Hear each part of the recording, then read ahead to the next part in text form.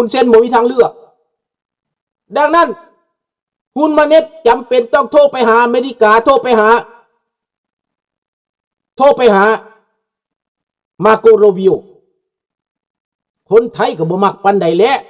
เป็นหยังฮุนมาเน็ตคือมีอำนาจแท้โทรไปหามาโกโรบิโอจะโทรไปทำไมเพิ่นว่าอีกเด้จะโทรไปทำไมไปยังบ่โทรมาหาประเทศไทยนี้เพิ่นว่าอีกเด้ทอแล้วนี่นักข่าวไทยว่าอ้าวคุณมาเน็ตโทรไปหามาโกโรบิโอทำไมเป็นยังบ่โทรมาหาประเทศไทยอ้าวเจ้าเป็นคู่กรณีกันเขาสิโทรหาเจ้าทำไมเขาก็โทรไปหาผู้อื่นผู้แลเนาะมันเป็นเรื่องปกติการโทรไปหาใครที่เขามีสายต่อกันได้เขาก็โทรไป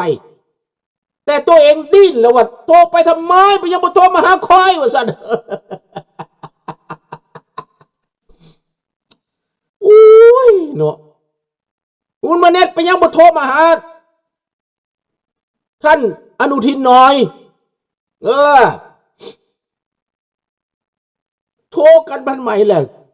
เขาก็โทรไปหาผู้อื่นผู้เล่นเนาะก็คิดเอาล่ะพี่น้องเป็นหยังคุณมาเน็ตจังโทรไปหามาโกโรบิโอเขากระแปลงทางให้อเมริกาเข้ามากำฐานทัพนั่นแหละพอจีนมานี่เขาไปบ่รอดถ้าอเมริกามานี่นะอย่างน้อยอเมริกาสิถ่ายทอดความรู้แล้วทหารเขมรที่อยู่ในอเมริกาที่เป็นทหารอเมริกานะฟังนะพี่น้องคนไทยฟังนะอย่าไปเบิ่งแต่ข้างเดียวนะกูเอามันเขมรนี่นะกูเอามันทหารที่เป็นทหารมารีนของคนเขมรเป็นทหารในอเมริกานี่เยอะพี่น้องแล้วคนพวกนี้เขาจะรับให้ผลประโยชน์ใครผลประโยชน์อเมริกาและเขมรเท่านั้นเชี่ยวชาญด้านการทหารเขมรก็มีนักรบมารีนของเขมรที่อยู่ในอเมริกาเยอะดังนั้นเวลามาเขมรก็ทหารพวกนี้ที่เขามีญาติพี่น้องมีพ่อมีแม่เป็นคนเขมรเขาก็มาเขาก็พูดภาษาเข้าใจกันด้วยเขาก็เปิดประเทศการศึกษาเขาก็มีประสบการณ์เขาก็มี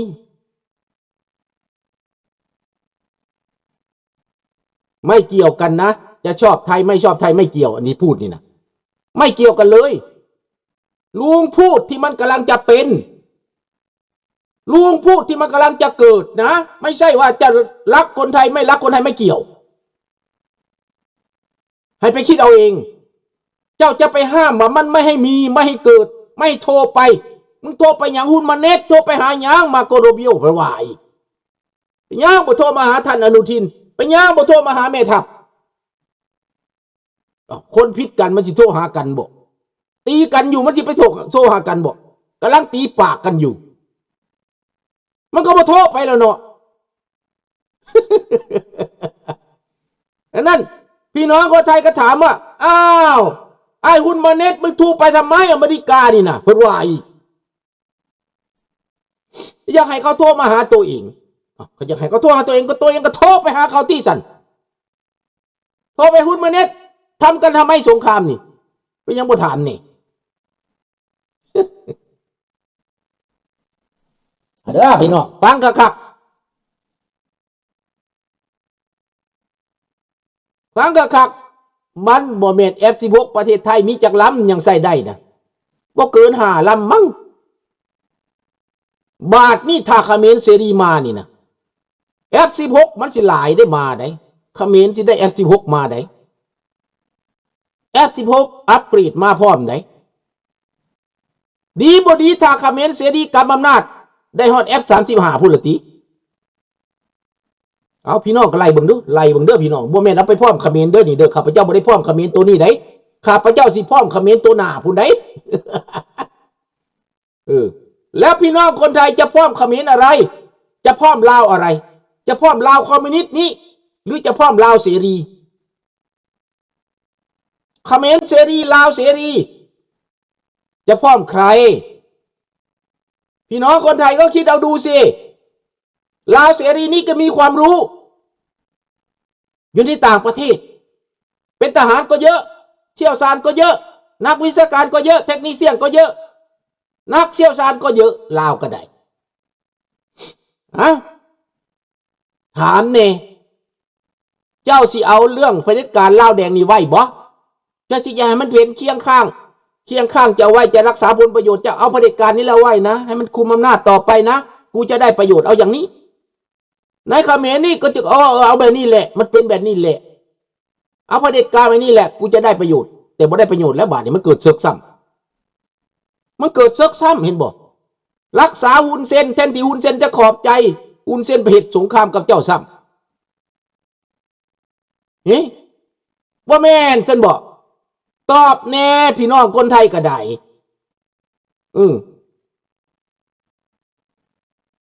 นั้นต้าก็บอกพร้อมฝ่ายลาวเสรีเขมรเสรีดีกว่าใช่เขมรเสรีเขาก็ที่บอกว่าขอบพระคุณประเทศไทยที่ได้ให้ผมได้มีค่ายอพยพได้ไปประเทศที่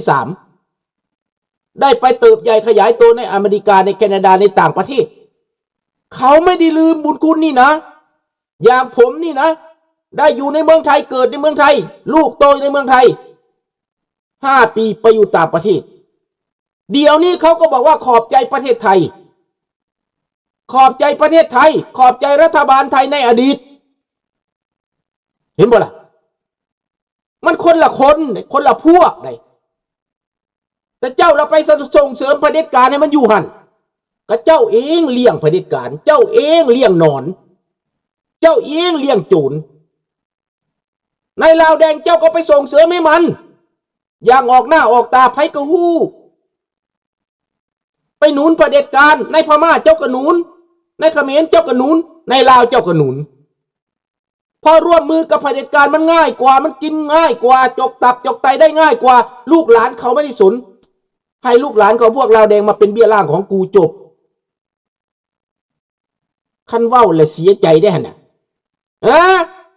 อยากเสียใจคันหมู่เว้าหั่นน่ะบ่แม่นบ่คันเว้าคำจริงแล้วบ่อยากมักบ่ป้านว่าเขาโง่กันเบิดโลกนี่เขาก็ฮู้เบิดนั่นแหละแต่ทำไมเจ้าไปส่งเสริมเผด็จการเจ้าไปโปรโมทระบอบเผด็จการลาวดีจังซั่นลาวดีจังซี่ลาวฉลาดจังซั่นลาวฉลาดจังซี่ลาวเก่งจังซั่นลาวเก่งจังซี่อ้ายเห็นเขาห้องหงินหน้าเนื้อใจเสือกลายเป็นหงินหน้าเนื้อใจเสือลุงเคยพูดว่าไก่ผู้โอกนั่นเอ้ยเจ้าคือขันม่วนเทเนาะถ้าเจ้ารับตาขันนั่นแห้งสิม่วนกว่านี้อ้ายไก่ผู้โอกก็คือเหล้าแดงนี่แล้วข้อกระแคบสีแดงได้รับตาขันมึงโดว่าสัน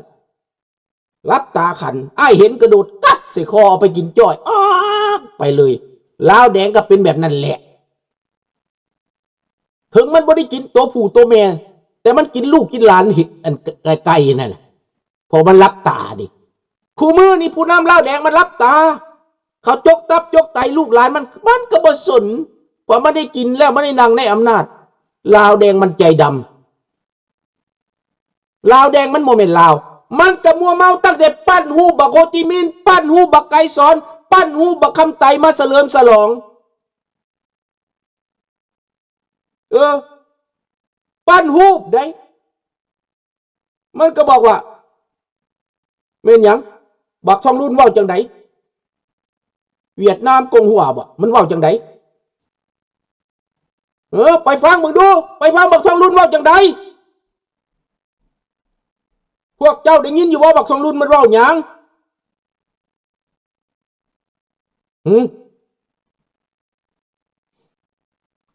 ได้ยินว่าบักทองรุ่นเว้าหยังพวกเจ้าได้ยินอยู่บ่นี่คอยจะให้พวกเจ้าฟังนี่นะMáy sông cũng lội, máy đèo cũng qua. Việt Lào, hai nước chúng ta tỉnh sâu hơn nước Hồng Hà cực lắm. ตายเบิ่ง ไม่สงคงหลวยไม่สงคงตา ลาวมีความพยายาม โอ้ยฟังคักๆได้ผู้นำเจ้าได้มันเลียขี้เลียตีนเลียก้นเลียดากของแก้วได้นี่ได้ผู้นำเลียปากเลียตีนแก้วฟังอีกแดกซวยให้คนลาวลืมศาสตร์ลาว บ่เชื่อก็ให้เบิ่งพิธีเปิดรูปปั้นโฮจิมินห์ในลาวถ้าเทียบกับรูปปั้นหรือรูปหล่อจับ อืมจะแม่นมันเว้าคัก เจ้า เนาะ อนุวงศ์ต่างกันปานฟ้ากับดินการสร้างรูปปั้นเจ้าอนุวงศ์ก็คือกันบ่ได้หมายถึง ไม่เนึกจุงตาตุ๊ดติดตุ๊ดติดตุ๊ดติดโตบักหาแดกทองรุ่นเลยมัดความสีเว้าผู้นำลาวปั้นหูบักไก่ซอนปั้นหูบักเลนินปั้นหูบักคำไตแก้วทั้งบัด3ตัวนี่หมาสิแม่แก้วดิดแม่บักโฮจิมินห์ดิดแม่บักไก่สอนดิดแม่บักคำไตบักเมียนทะยานดิดแม่มันดิดแม่ใหม่พี่น้องบักโฮจิมินห์ทำลายประเทศลาวทำลายคนลาวแบ่งแยกคนลาวประเทศเพื่อนบ้านในอาเซียนนี่มีแต่สิกินตับกินไตมีแต่สิกินตับกินไตกันบ่มีความจริงใจนำกันแม้แต่น้อยเรื่องเสรีภาพและประชาธิปไตยบ่มีเลยบ่มีสักนิดเลยจะเปิดพื้นที่ให้มีประชาธิปไตยในยุโรปเขาส่งเสริมอะไรเขาส่งเสริมผู้แทนที่รักในความเป็นเสรีภาพและประชาธิปไตยสิทธิมนุษย์เขารวมตัวกัน30กว่าประเทศเขาให้เงินงบประมาณยุโรปเขาให้เงินงบประมาณไปพัฒนาประชาธิปไตยแต่ในอาเซียนให้เงินงบประมาณไปทำอะไรไปปั้นรูปโฮจิมินห์ไปปั้นรูปไกรสอนไปปั้นรูปคำไตขึ้นมาเหยียบใจคนลาวมันเจ็บไหมล่ะพวกที่เกิดเป็นลาวนี่นะลุงจัดเพลงให้เลยนะเฉพาะที่เป็นคนลาวนี่นะผู้จักแล้วบ่ล่ะ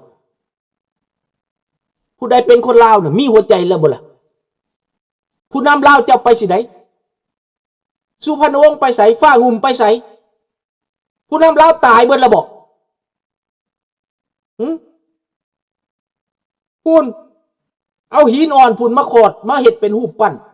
สลักไว้ในเมืองลาวพวกเจ้าเห็นแล้วบ่เจ็บหูเจ็บตาบ่ลาวลิงพวกหมาซีแม่มันนี่นะแล่นไปไหวแล่นไปกราบสู้ตายไปน้ำโฮจิมินห์ก็ดีเด้อพวกนี้เด้อให้สู้ตายดับตายหาไปน้ำโฮจิมินห์พวกนี้นะสู้อย่าว่ากูโคตรบ่ดีสู้นั่นแหละมันบ่ดีหนีตายมาย้อนบักไก่สอนหนีตายมันย้อนบักคำไตเลี้ยวนี่แล่นไปหนบกราบตีนมันกูเห็นหน้าสู้แล้วหากกูก็สิออกพวกซาดหมานี่แหละพี่น้องปีใหม่กูกับสิบละบเว้นด่าพวกนี้นะมันเป็นแบบนี้กูจะบวยพรให้สู้มีความสุขดอกให้สู้เป็นทุกข์ไปตลอดชาติตลอดสิ้นให้สู้เป็นเวรเป็นกรรมบรรพบุรุษเราจะลงโทษสู้อย่างซาสม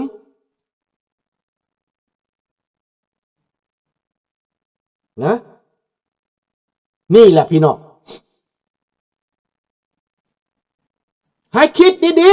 ๆพี่น้องคนลาวคนมงคนเผ่าอยู่ต่างๆในประเทศลาวทั่วทุกสารทิศในมุมโลกนี้ให้เจ้าร่วมกันภายใต้การนำของบรรพบุรุษเจ้าฟ้าทรายสุริวงศ์สว่างบ่ต้องเฮ็ดหยังเขาย่านแล้วเขาสั่นสะท้านแล้วขนาดบ่ทันได้เฮ็ดหยังได้พี่น้องบ่ทันได้เฮ็ดหยังเขาสิตายแล้วเขาดิ้นตายแล้วโทษเด้อพี่น้องแสงมันเข้ามามันมีแดดแป๊บเดียวพี่น้อง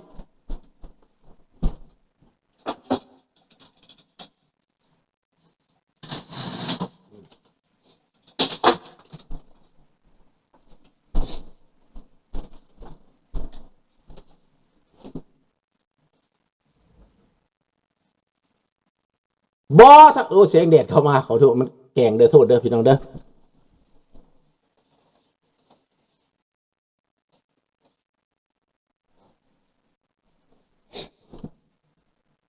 เพิ่นบ่ทันได้เฮ็ดหยังเขาสิตายแล้วพี่น้อง